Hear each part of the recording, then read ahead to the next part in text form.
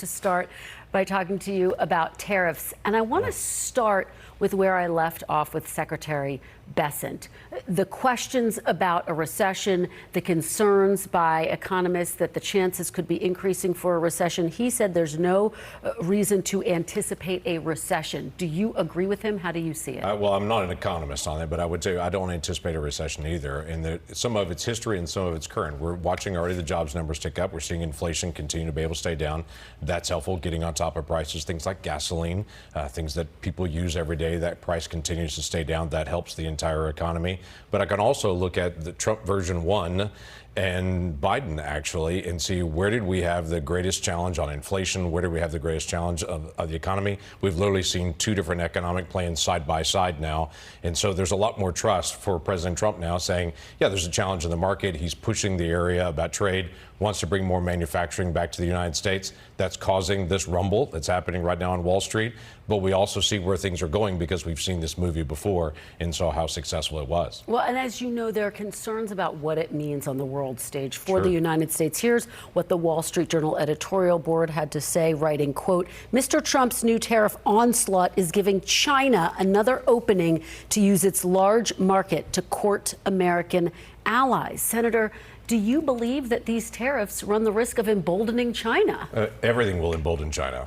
They're very confident in many ways, except in their economy. When you look at the inside working of their economy, they're very, very dependent on exports. If they don't have large quantities of exports, their economy doesn't work at all. So this is a direct challenge to them to say, we're going to try to push more manufacturing in the United States to bring jobs here.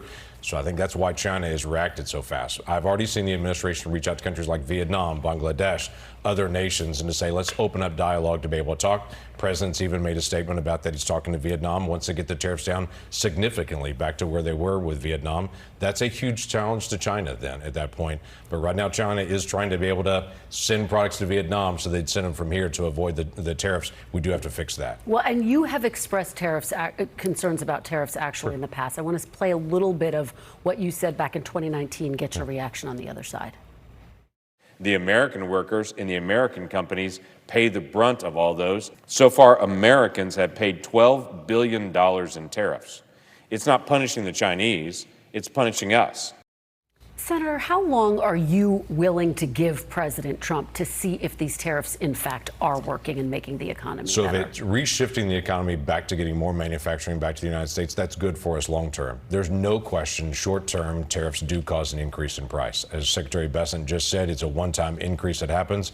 I want to get that down. When we see some of the rates in some of the other countries that are very, very high, we've got to be able to work those down because our economy is very intertwined globally on this, and we want to make sure it's all fair and it works. And one of the clearest examples is Israel has a 17% rate.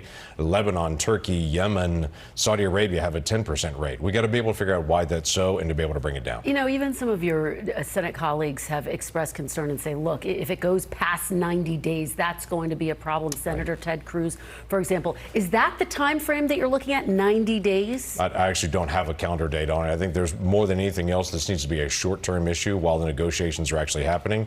I think once the president starts announcing some negotiations in some different countries, we'll start to see the market calm and we'll start to see the rates come down pretty quickly. Senators Grassley and Cantwell, as you know, have proposed a bipartisan bill. It would basically allow Congress to play a larger role in tariff policy. Senator, will you support this legislation? So I've not gone through that one completely. Let me tell you why on this. Congress already has a role in most tariffs. Many tariffs come in for a couple of months. The president can impose it. Then it has to be able to come to Congress. The president's using a different authority this time that doesn't have that same trigger that comes to Congress. And I think what Chuck Grassley is saying is, hey, Congress has a role. Quite frankly, constitutionally, Congress has a key role in any kind of tax policy, tariffs, any kind of revenue issues. So it is right for the legislative branch to engage and say, hey, we have a role in all revenue issues and always have for that long term. So we're going to have the courts step in on this. Congress will step in on this. But obviously, the president's also trying to fix a major issue that's been in the country for a very long time, and that's manufacturing leaving the country.